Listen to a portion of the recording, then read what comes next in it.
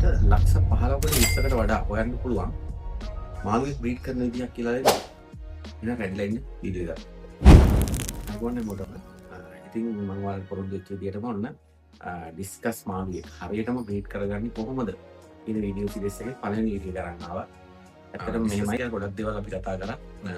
මාළු කරගන්නේ කොහොමද? මාළු පොඩි කාලේ ලොක් කරන්නේ කොහොමද? ඒ වගේ ගොඩක් දේවල්. ඉතින් මම හිතුවා ඩිස්කස් බ්‍රීඩ් කරන හැටි හරියටම කියලා දෙන්න. බ්‍රීඩ් කරනවා කියන්නේ නිකම්ම පෙයාර එකක් පෙයාලා උදලා පැත්ත කරගන්නාම ඒක අපිට ඇඟිල්ලට දාලා මාළු ගන්නවට වඩා වැඩි දෙයක් ඔයාලටම ස්ටෙප් බයි ස්ටෙප් කියලා දෙන්න අදහස් කරා. මේක ඉතාලම කෙටි වීඩියෝ සීරීස් එකක්. ඉතින් ඒකේ පළවෙනි වීඩියෝ එක විදිහට මම අර කරුණු තුනක් ඔයාලට කියලා දෙනවා. බ්‍රීඩිං වර්ග කීපයක් ගැන, ක්‍රොස් බ්‍රීඩ් ගැන. ඉතින් රෙඩිලා ඉන්න වීඩියෝ එකත් එක්ක මොනවද මේ බ්‍රීඩිං වර්ග කොහොමද බ්‍රීඩ් කරන්නේ කියලා ඉස්සරහට අපි දිගින් දිගටම කතා කරමු. ඉතින් මම ඔයාලට අද කියනවා ඉන්බ්‍රීඩිං සහ ලයින් බ්‍රීඩිං මොකක්ද කියලා. ඇත්තටම දැන් ගොඩාක් අය හිතාගෙන ඉන්නේ සහෝදර මාළුවෝ දෙන්නෙක් එකට බ්‍රීඩ් කරපුවාම මාළු ගොඩක් ක්වොලිටි නැති වෙනවා, ඩිෆෝම් වෙනවා. ඒ අය මගෙන් අහලා තියෙනවා. ඉතින් ඇත්තටම නෑ. එහෙම නෙවෙයි, ගොඩක් වෙලාවට මාස්ටර් ක්වොලිටි මාළුවෙක් හදනවා නම් ඉන්බ්‍රීඩිං ගොඩක් වැදගත් වෙනවා. අපි බලමු මොකක්ද මේ ඉන්බ්‍රීඩිං කියන්නේ කියලා.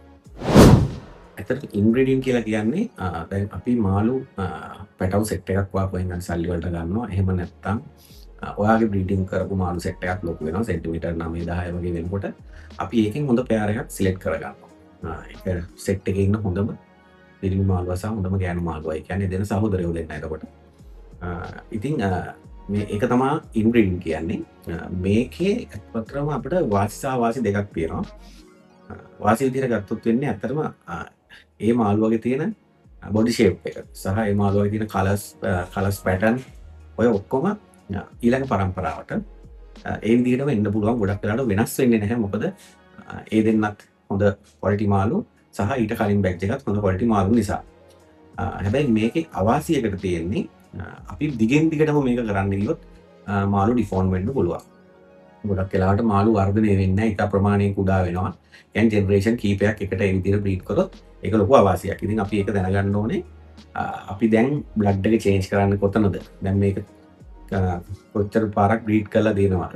එතකොට අපි පෙයාර එකක් ගත්තා නම් කයෙන් හරි යාගෙනුත් අපි අහගන්න පුළුවන් මේ දෙන්න කොහොමද වෙන දෙන්නෙක්ද? ඒ වගේ ලයින් බ්ලඩ් ලයින් එක කඩන හැටි මම ඔයාලට ඉස්සරහට කියලා දෙනවා. මේ එතකොට ඉන්බ්‍රීඩින් වල තියෙන ගැටලුව තමයි වාසි සහ වාසි දෙකක් තියෙනවා. අපි ඉතින් වාසි ටික ගන්නවා, වාසි ටික මගහරලා දාන්න ඕනේ.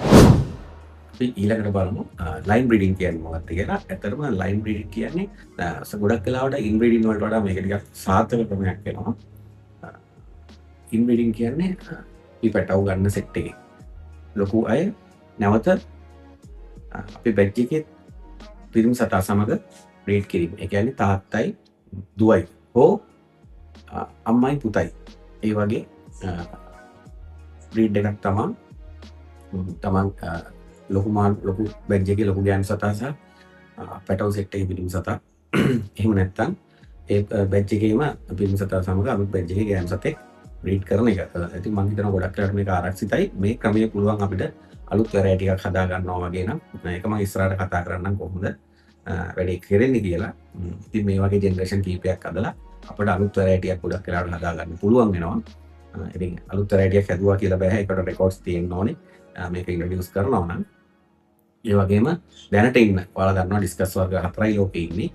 ඉතින් මේ 4න් තමයි මේ දැනට ඉන්න වැරයිටිස් හැමතැනම ගොඩාක් ඉන්න වැරයිටිස් හදලා තියෙනවා. ඔය ක්‍රොස් බ්‍රීඩ් ගහලා ඉන්බ්‍රීඩ් ලයින් බ්‍රීඩ් වලින් තමයි. ඉතින් ඔය දෙක තමයි ප්‍රධාන වශයෙන් බ්‍රීඩ් වර්ග අපිට කරන්න පුළුවන් බ්‍රීඩින් වර්ග 3. ඉතින් ඔය බ්‍රීඩ් වර්ග 3න් ඉස්සරහට මේක කොහොමද මේ බ්‍රීඩින් කරගෙන ගිහිල්ලා සත්තු ලොකු කරන්නේ කියන එක මම ඔයාලට කියලා දෙනවා.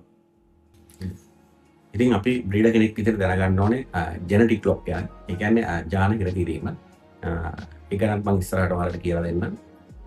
ඉදිරි වීඩියෝ එකෙන් මම ඒ ගැන ගොඩක් සාකච්ඡා ගන්න බලාපොරොත්තු වෙනවා. අතන ජෙනටික් ක්ලොක් කියන්නේ ජාන හිර කිරීම කියන්නේ ඉන්න බැච් එකක් අරගෙන හොඳම මාළු අරගෙන ඒගොල්ලන්ගේ තියෙන හොඳම ජාන ටික හිර කරලා පරම්පරා 3-4ක් එකට බ්‍රීඩ් කරලා අර ගන්න ක්වොලිටිය හැමදාම ගන්න පුළුවන් වෙන්න ඕනේ. ඉතින් ඒක කොහොමද කරන්නේ කියන එක මම ඊළඟ වීඩියෝ එකෙන් කියලා දෙන්නම්. මේවා ඉතාලම පොඩි වීඩියෝ ටිකක් දැම්මම ඔයගොල්ලන්ට ලේසි. ගොඩක් වෙලාවට බෝරින් නැත්නම් වීඩියෝ බල ඉන්න. ඉතින් අදට මේ වීඩියෝ එක ඉවරයි.